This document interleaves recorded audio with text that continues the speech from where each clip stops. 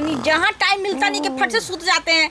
पंडित जी, अरे ओ पंडित जी, कहाँ आप भी खाली सुतल रहते? देखिए ना सूरज सर पे चढ़ गया है, आप सोए रहते हैं खाली। अरे सूरज का तो काम है रोज चल पे चढ़ना, हम क्या करें उसमें है? आपका क्या काम है? खाली सुतना, और कोई काम धंधा नहीं है? अरे कभी कभी आरामो करे तो भाई, काम धंधा कौन से? कोई काम धंधा ना है। अब तो हमेशा आराम करते हैं, कभी कभी तो काम ही करते हैं, आराम तो हमेशा करते हैं। तो सुनिए, हमको बहुत जरूरी बात करना है आपसे। क्या बात है, बोलो। चलिए ना थोड़ा घूमने के लिए, तो ब्यूटी पार्लर भी जाना है, मॉल भी जाना है। कितना दिन हो गया है, आप कहीं नहीं हमको लेके जाते हैं। ब्यूटी पार्लर हम क्या करे जाएंगे? हमारा भाव बनवाना है का?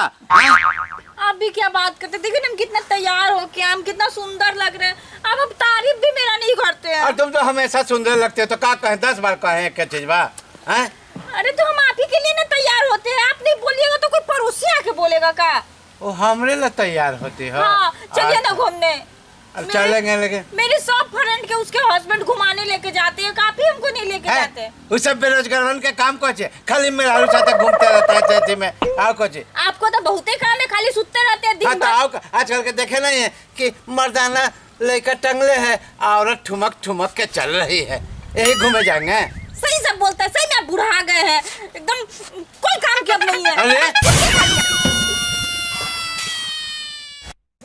थी बोलते मैं औरत नहीं रहा, अच्छा बोलते हमको बूढ़ा बोलते, बताइए तो हम बूढ़ा हैं? जी का सुनतनी जी बूढ़ा और भुअरी बूढ़ा बोलतिया, और भुअरे के पता चली त का होई, टोला मोहल्ला का कही। सुनी एगो बात पता चलल हा का? अरे गांव में एगो वैद्य जी आइल बड़े, बड़ा बढ़िया वैद्य का करिए? वैद्य जी हाँ? अरे वो बूढ़ा के जवान होके वाला दवाई देवेले। चली चली हम ले चलतनी। तो हम तो जवान बढ़ले बानी।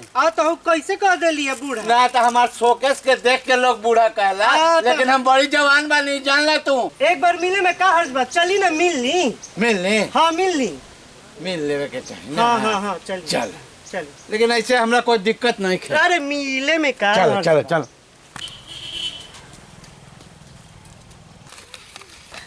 अरे दुकान लग गई हो, देख जल्दी कर, जो कमी बेसी बा पूरा कर ले। ऐसे है कि धीरजा आप पंडित जी के लेके आते हो, ठीक बानू? आज पंडित जी के ऐसा जड़ी पिए है, ऐसा दवाई कि आज पंडित जी सुतले के सुतले रात भर रह जा। अच्छा ये भोर भाई, आपका कि काहे पंडित जी के तू सुतावे के फेर में बाड़ो? अरे आज हमार बर्थडे हो, हम सोचो तनी नु आ भुअरी के बर्थडे में आवे ना दिहन। अब जब पंडित जी सूत जइहन तब बुअरी हमरा जोरे आ जाई। अच्छा बुअरी जाइम जा सिनेमा देख के आ जाइम जा। गुल्ली गुल्ली। अरे ये तारा भी मालूम नहीं है। चल अपन काम पे ध्यान दे, हमें है जे पीछे बानी, ठीक बानू? आ शौक ना होके के चाहिए, एकदम शौक ना। हां ऐसन दवाई दिए कि रात भर सुतस। पैसा दी है। चल अरे पियाइले भंगवा ये मोर सोइया, पियाइले भंगवा ये मोर सोइया। हेने से देख हम भैंसिया मारे ले, हेने से चल चल। हाँ देखी हो दे बैद लड़छुत बाबा, हाँ। जड़ी बूटी की दुकान है, बैद बारा हो। का बात बा? बात कुछ नहीं है, का हम लोग के इलाज करावे के बा। अच्छा रोवे के? हाँ। आई आई बैठी बैठी आई आई बैठी आई। आराम से बानी।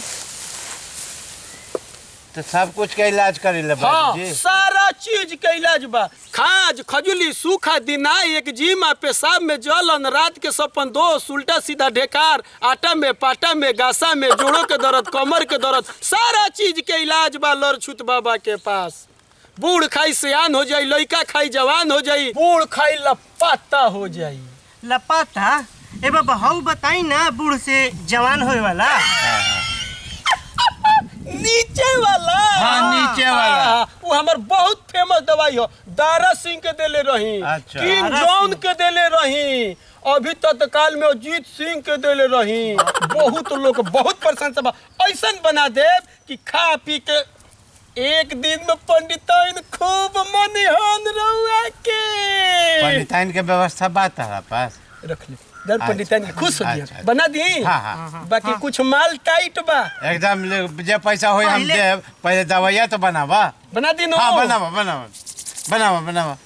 अरे जवान हो जाए, आज जवान हो जाए।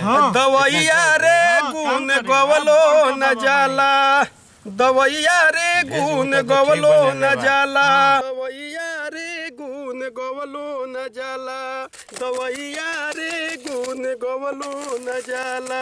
पहले इलाज करले रहतो। हम तो बच्चा बानी नु, एगो चाचा करैले रहन, जवान हो गई रहन।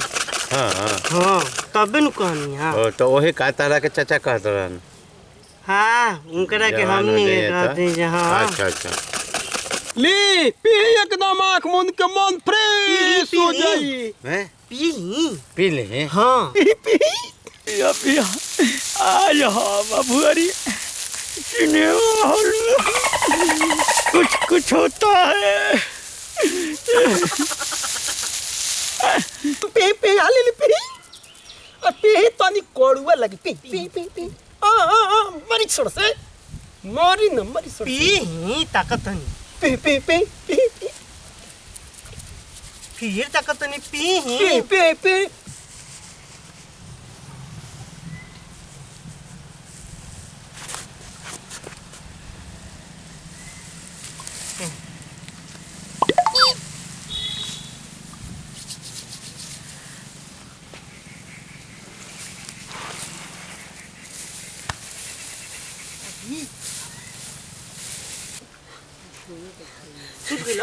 अरे पंडित जी सुन कई घंटा खातिर सुतले बड़े 5-6 घंटा ना उठी हन जा जा भोर 5 घंटा एक गिलास तू पी लो ना। हम काहे पी रे तू पंडित जी के बगल में सुतिया हम भूरी सिनेमा देखे। अरे दोस्त, अरे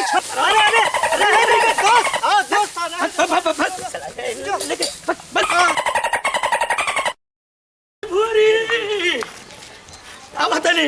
आवतली भुअरी।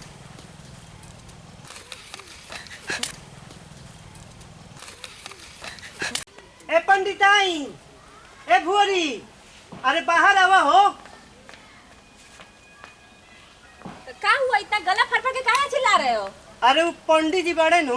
कौन पंडित जी? राउर पति हाँ। गइल बड़े पटना, कहले हैं कि 6 घंटा बाद आई हम। पटना? हाँ पटना काहे लग चले अरे गए? कोई के सराध है। भुअरी आज हमरा के बधाई ना देबे। तुझी के बधाई, शादी हो गइल का? अरे शादी तोरा छोड़ के हम शादी कहीं कर सकत नहीं। आज हमार बर्थडे अरे। अच्छा birthday, happy birthday. Thank you. सुन ना आज हम प्लान बनी है नु कथी? घरे केक लिए बनी सोचने कि तू रहबे नु तोरा सामने केकवा काटम अब तोरा के खियाई। अरे नहीं, पंडित जी आ जाएंगे, फालतू में बड़ा डांटेंगे हमको। ओहो आई धीरजवा कहलस ना पंडित जी 6 घंटा खातिर पटना गइल बने। सच में? हाँ। सही में तो। चल चल केकवा कटवा के चल चल चल चल चल चल चल चल चल चल चल किसी मत चल चल चल